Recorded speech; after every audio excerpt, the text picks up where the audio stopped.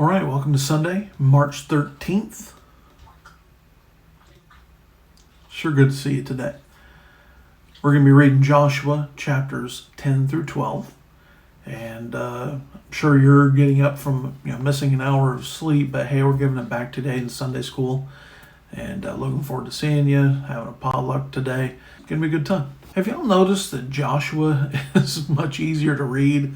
It just goes quick. Yeah, we have a little bit of a roster of kings here at the end of chapter 12, but it's just military campaigns, going and conquering and all this going on. But chapter 10, we start the southern campaign. These 5 kings make a league together and then decide to go attack Gibeon. And it's not real smart. But when it comes to treaties, personally, my opinion, but we're witnessing right now in the news what happens to a country that's weaker, that doesn't have treaties. Ukraine wasn't allowed to be part of NATO yet. It's in their constitution to be so, but you're definitely not going to see Russia go across the Black Sea and attack Romania, because if you attack Romania, you have all the NATO countries, America, Canada, obligated to defend it. Nobody's obligated to defend Ukraine, and if we did, that would escalate a lot. And but here we see made a treaty. They were pulled in, and they had to fight. Think of the blank check that existed in Europe before World War I. The assassination of the Archduke Ferdinand just started a whole row of dominoes that ended up and escalated into World War I. But what it was a series of treaties between nations. And then a bad treaty, the Treaty of Versailles. So World War I ends with a bad treaty, Treaty of Versailles, but we didn't recognize what stripping a nation of its pride and of its income and everything would do, and then we created a huge void, give space for a man like Hitler to step up. And so that treaty indirectly brings about World War II.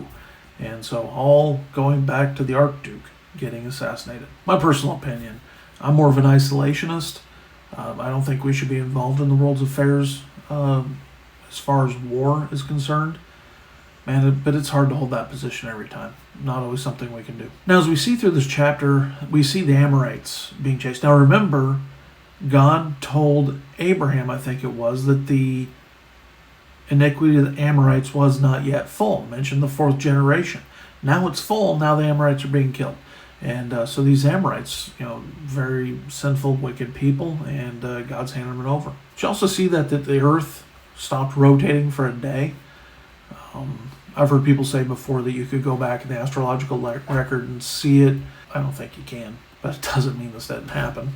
God created the universe and the world and everything in it. Why would we even doubt that he stopped the earth rotating for one day? Like, you can't pull that off. And so when you see some of these cities being destroyed completely, and it says everybody, also think of refugees. I'm sure they sent some people out, because you're going to find some people in this list where supposedly everybody's killed. You're going to find some of them showing up later. And so people, sometimes point that out as a contradiction. Well, you can't have both. Well, no, you can kill everybody in the city. You can kill everybody that stayed. Maybe they sent their other families and young children off to another location while their city's being attacked. And then those children grow and become, this isn't rocket science. So chapter 11, we have the northern campaign. And then notice in verse 15, important verse. Joshua left nothing undone that the Lord had commanded. Those things that were our first priority, we take care of those things. And other things, when we can. But the commandments are the most important. A huge amount of war here, but then you notice at the end, peace. We find peace through strength. And so in chapter 12, we find the roster of the defeated lands and kings, the conquered lands and kings. It was a fairly quick reading, but it's Sunday, so let's go ahead and stick to 3 chapters. Sometime this week we'll have to add a couple days of 4, and so be ready for that, but let's not do that today. Anyways, looking forward to seeing you soon, and have a great Sunday.